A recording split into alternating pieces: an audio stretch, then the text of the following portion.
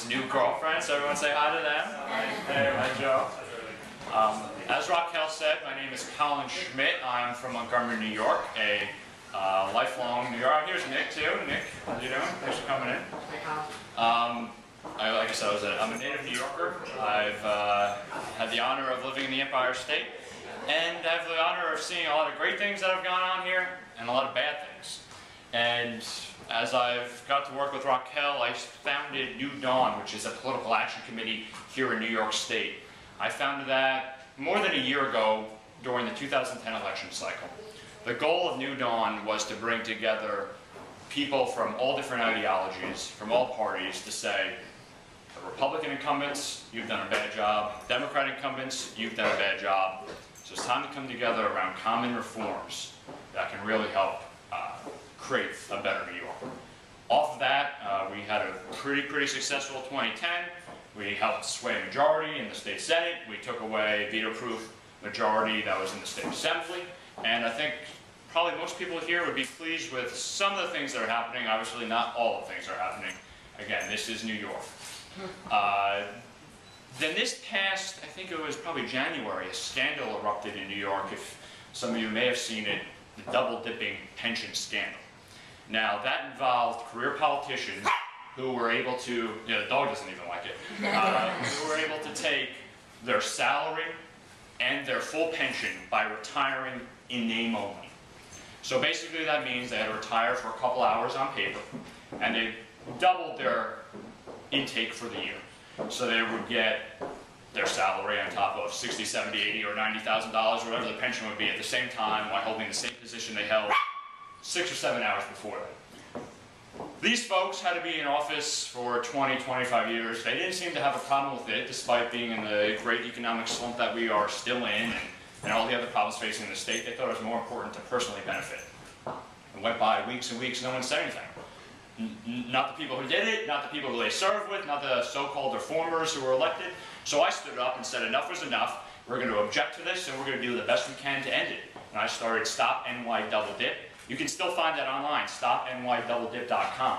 It's a petition effort where you can sign and you object to the double dipping, say this is ridiculous. We got people who are unemployed for months and months and for years, can't get a job, can't get work, and you're benefiting off of the public's tax money and the payroll. We're tired of that.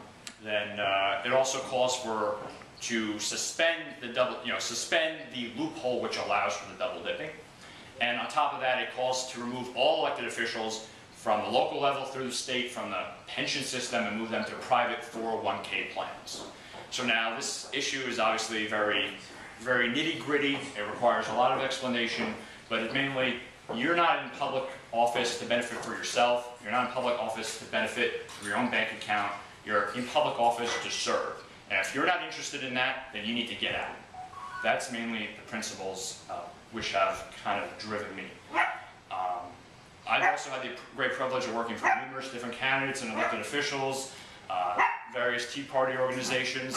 Throughout the years, I've enjoyed also some private sector work, which really gets you to see how New York is really harming those who produce for our community, those who produce for our state, and those who produce for families across the state and across the country.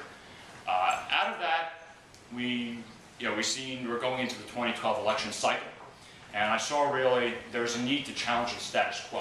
There is a need for a serious conservative Republican to step up to the plate and to offer him or herself to seek running for public office.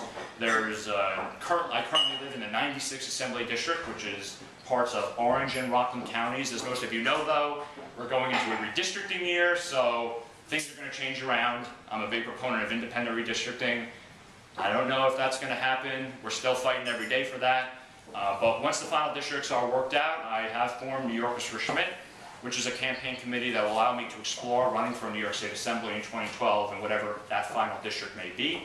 Like I said, we're going to run as a serious conservative Republican candidate, ethics reform, job creation, lowering and capping property taxes. I know, Raquel, that's a big issue for you, and probably for almost every New Yorker. It's probably the one or two top issue for them, as well as protecting uniquely American rights like the Second Amendment, which has been been really attacked, always in New York, especially recently with things like fighting back micro-stamping and other of these silly initiatives to really take away our rights and our freedoms.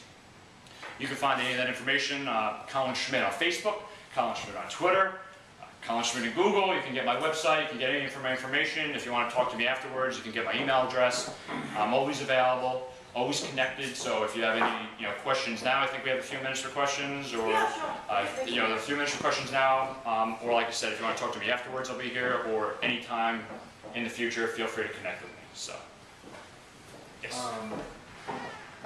You know, I have a life and I have to maintain a job. Sometimes I have a hard time keeping up with all these things.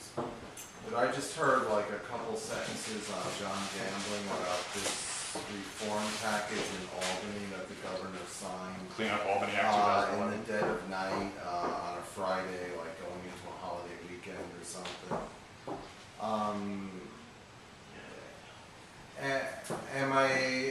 Are they misleading me when they say this is the same song and dance, this is business as usual, there's no reform in this? Maybe you could comment on that. Well, he hasn't signed it yet. It was kind of odd. They did announce it on a late Friday, which is usually called like take out the trash day, when you announce stuff you don't want anyone to hear about, and you think reforming Albany is something you want everyone to hear about, you want to rejoice in the streets about because it's so difficult. Now, there are some very good measures. I'll say right away, it doesn't go far enough. There are some measures for independent ethics commission, something that I've advocated for in New Dawn, which it doesn't just look at the legislature, it doesn't just look at the executive, but it looks at both of those and lobbyists all together. And it also has safeguards so that, say, Republicans can't gang up on a Democrat, Democrat can't gang up on a Republican and just go after him because of party or various other issues. There's also some pension reform, which, so if you're convicted of a felony, you're a state senator, we've seen this happen several times in the last couple of years. If you're convicted of felony, you can get stripped of that pension. Unfortunately, they're not making that retroactive, so that it would only take effect for those who enter public life after it's signed into law. And there are various other pieces of this legislation that are good, but again, it doesn't go far enough. The main is disclosure of outside work and income, which is very important. You got consultants, lawyers who making, who knows, millions on the side in private practice, but their clients are state employees, state contractors, those who are benefiting from the state. Now, where you're hearing, which they actually already, I'm sad to say, I talked to some people, there's already a way around it. It hasn't even been passed yet, and there's already a way that these sitting representatives can get around it. And basically what it's saying is, if you're a lawyer and you're a state senator or state assembly person, and you're working for Smith & Smith, LLC, you are required to report all the clients that you have on top of all the clients that the firm has, even if you don't work directly with them.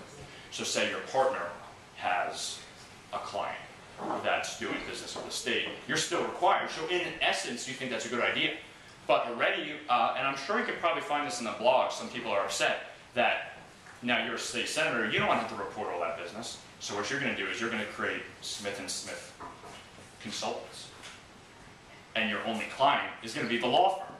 So yeah, you're reporting everything, so the law firm is now paying your, so it's really sad to say that intention is good, but they've already found ways around it.